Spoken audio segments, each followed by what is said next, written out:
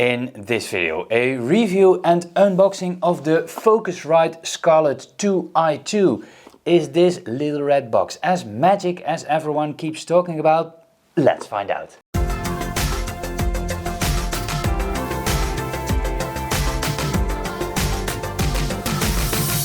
Consider subscribing if you already haven't and hit the bell button so you don't miss anything. Welcome back after the bumper. How are you doing? I hope you're doing marvelously well. In this video, the review and unboxing of that magic little red box, the Focusrite Scarlett 2i2. I'm a bit skeptical because everyone says it's good, but is it? Today I received in the mail this little mystery box. Let's unbox it.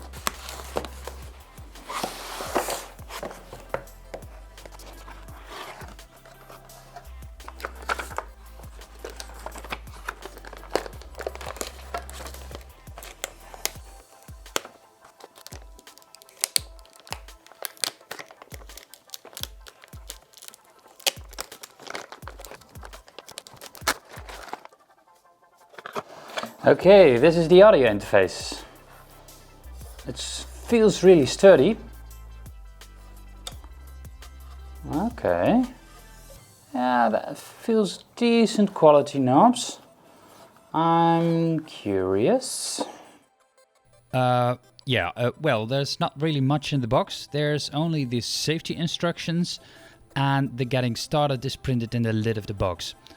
And there's a red USB cable inside. That's a nice touch. Now let's talk connections. On the front of the Focusrite we have first of all the first connection. You can switch between line and instrument. Line is for the microphone, instrument is for a guitar, for example, because those inputs have different gain. Then you can adjust the volume with this volume knob. It's really rubbery and it feels really solid, so I'm happy with that. Of course, this one repeated another time. You can combine them to make something stereo if you want, otherwise it's mono, of course. So here again a volume knob switch. Then over here we have the direct monitor. You have a switch to put it on or off. There is a little delay in the direct monitoring, but indeed it's less than when it walks all the way through the computer. Then over here we have the 48 phantom power switch. When you switch this power on, of course it doesn't work because it's not connected to the computer. This will light up and you power these two inputs. When you have a non-condenser microphone, you will put 48 volts on that one too. That's something I don't like, but okay. It's livable with that. Just plug it off or buy a more expensive device. Then of course a volume knob, really solid knob, decent quality.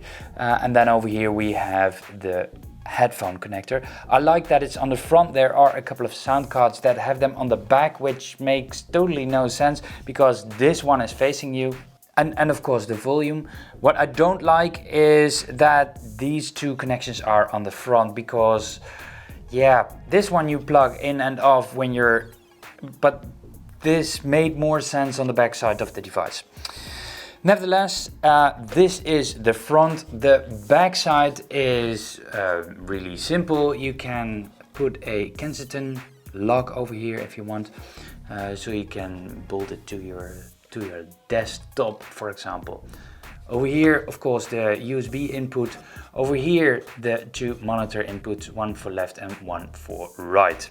If you need more inputs or outputs, Focusrite has other types, other models of this sound device, which have more inputs and more outputs, and also a second headphone input, which if you want to do something with a singer-songwriter, it's really useful to have a second headphone monitor, so you can you are the first one to listen and he or she, the singer, is the second one. For a really easy and simple device, this is enough. Now let's hook it up with the computer. First the USB cable, of course, and then the monitors. Now let's download the drivers from the internet site.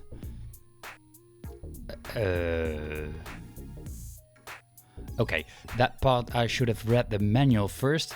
The let's get started was in the lid of the box. Oh, you don't need drivers for that. Oh, that's convenient.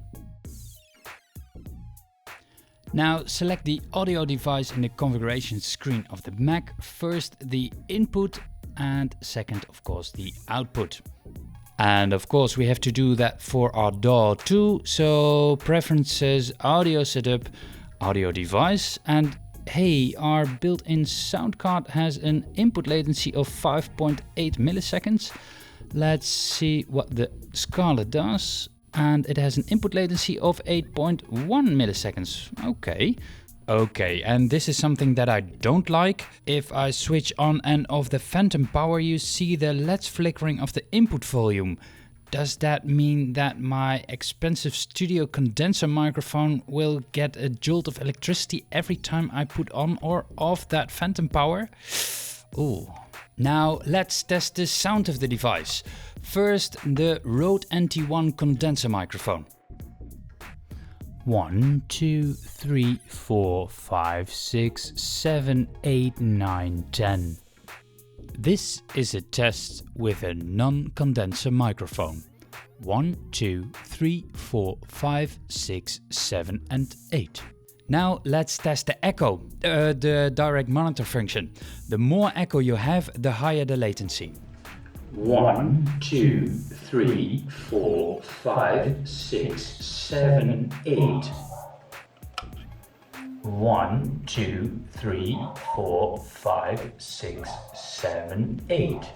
The pros and cons of the Focusrite Scarlett 2i2. First, I'll start with the cons and I'll end with the pros.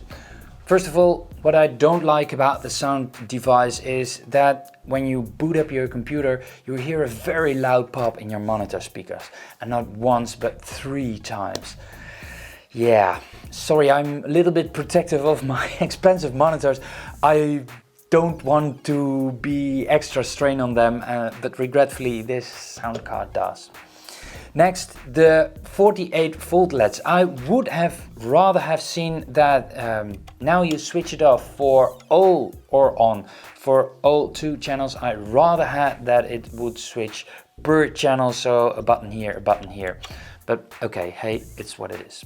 What I also don't like is the microphone and the instrument inputs on the front. I rather had it on the back, or maybe one on the front and one on the back, for example, because I have always connected my standard microphone, always connected to the device, and now I have always such an ugly, thick XLR cable sticking out of my sound device. I don't like that. Then the pros in my review about the Focusrite Scarlett 2i2.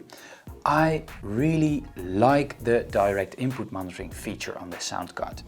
With this switch on the front, you can switch between the direct input monitoring, so the sound of these inputs, and the sounds of your computer.